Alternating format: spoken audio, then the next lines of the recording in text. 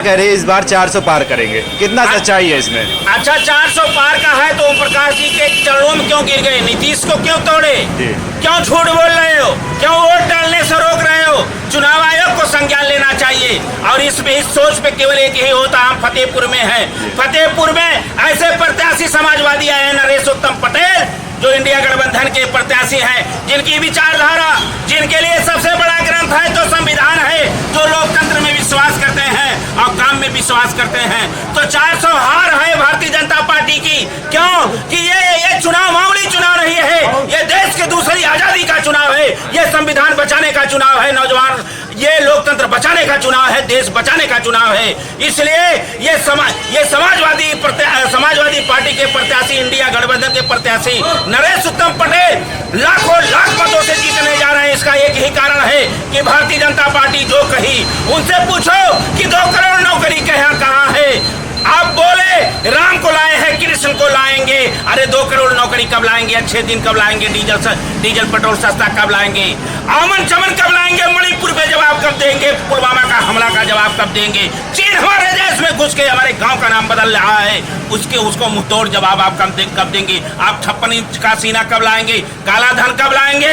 ये भारतीय जनता पार्टी के लोग संविधान बदल करके हमारे SC के लोग, चाहे पिछड़े हो चाहे अति पिछड़े हो, इनको कथाकथित केवल हिंदू बना करके और वोट लेने का काम करते हैं। 4 शंकराचार्यों का अपमान करते हैं। जब विश्व के सभी धर्म गुरुओं ने कहा, राम कहे, कृष्ण कहे, कबीर कहे, मंसूर कहे, भीमराव अंबेडकर साहब कहे, सबसे बड़ा धर्म है तो मानवता और इंसानियत है। आज कोरोना महामारी में आप देख लीजिए, यही मानव तड़प तड़प के मरा। हमारे छोटे छोटे बच्चे ऑक्सीजन बिना तड़प तड़प के मर गए और ये सरकार कफन नहीं दे पाई। और वही वैक्सीन पे मोदी जी का ब्रांड बनता है और सबको वैक्सीन लगाने पर मजबूर किया जाता है। आज वही आ गया सबके सामने कि जो वैक्सीन लगाया है या तो हार्ट अटैक होगा या तो वो ब्रेन हेमरेज होगा। आज जनमानस में त्राह हुआ। उत्तर प्रदेश में आप खड़े हैं, ये सरकार एक पेपर नहीं करवा पाई। नौजवान रोड पे, किसान रोड पे, 69,000 शिक्षक भर्ती वाले रोड पे, पुरानी पेंशन वाले रोड पे, चारों तरफ आंदोलन होता है। इनका 400 पार है कहाँ? 400 पार है, क्यों इतनी गुंडाई कर रहे हो? आप वोट डालने से रोक रहे हो, आप झूठे हो, आप रावण रूपी भगवा धारण करके जनमानस को ठग रहे हैं। और इस बीच में कोई खड़ा हुआ तो उसका नाम अखिलेश यादव। उन्होंने कहा मेरा काम बोलता है, मैं 100 नंबर दिया, 102 नंबर दिया, लैपटॉप दिया, करना विधान धर दिया, बेरोजगारी भत्ता दिया, आगरा एक्सप्रेस वे बनाया, मैंने विकास किया है। अरे नौजवानों, किसानों, मुझे वोट दो, मैं तुम्हें विकास दूंगा, मैं तुम्हें नौकरी दूंगा। इसलिए ये नौजवान अंगड़ाई ले लिया है। ये देश की आजादी का दूसरा चुनाव है। अगर ये चुनाव हम हार गए तो तानाशाह के हाथ में ये देश चल जाएगा और हमारा नौजवान भूखमरी के कागज। बाबा जी, चुनावी माहौल चल रहा है, 4 चरण हो चुके हैं, आपको क्या लगता है इस बार किसकी सरकार बनेगी? देखिए, आपको हम बता दें, 4 चरण तो हो चुका है जी। सरकार उसी की बनेगी जो नौजवानों, किसानों, गरीबों, मजदूरों जी और देश हित की जो बात करते हैं, उन्हीं की सरकार बनेगी। परिवर्तन बड़े पैमाने पे होने जा रहा है।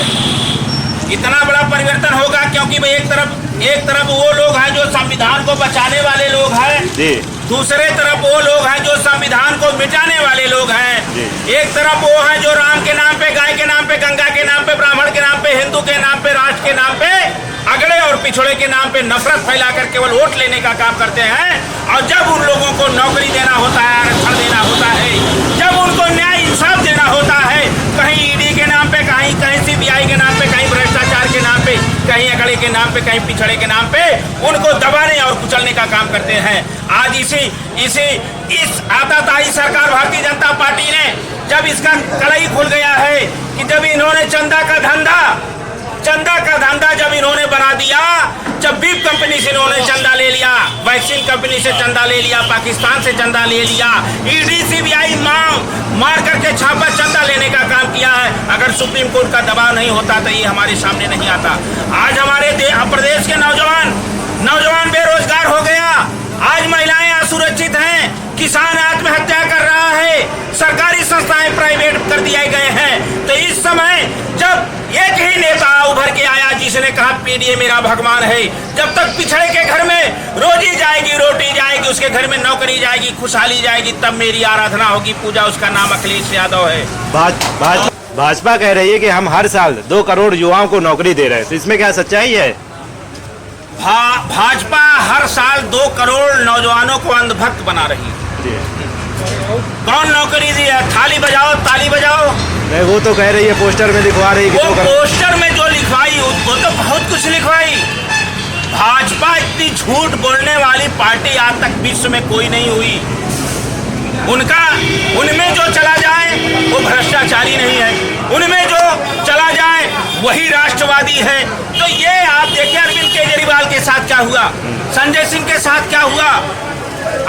आप बता दीजिए।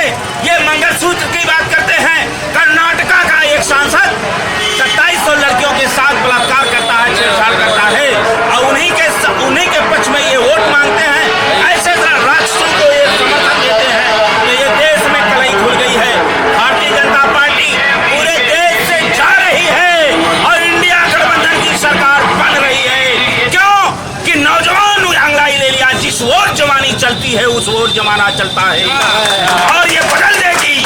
और यहाँ हिंदू मुसलमान नहीं चलने वाला है। इस देश में अगर हिंदुओं ने अपने प्राणों को गंवाया है, तो मुसलमानों ने भी अपने गर्दन को कटवाने का काम किया है। और ये दोनों लोग मिलकर के देश की आजादी किए हैं।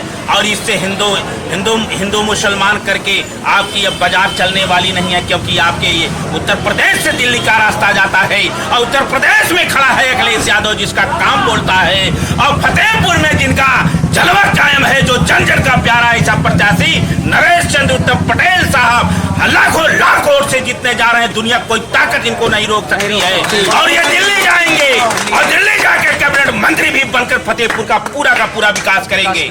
मैंने घूमने का काम किया फतेहपुर में। जो यहाँ आदरणीय सांसद जी थी, किसी गांव में जाने का काम नहीं की है, और कहीं कहीं खटिया पे चारपाई को पलट दिया गया है, कहीं बैंड कर दिया गया है कि आपको आना बंद है। तो इस दौर में एक ही फतेहपुर के विकास के लिए, फतेहपुर के उजाला के लिए, फतेहपुर में शांति अमन चमन लाना है, तो नरेश चंद्र उत्तम पटेल को भारी मतों से जिताना है।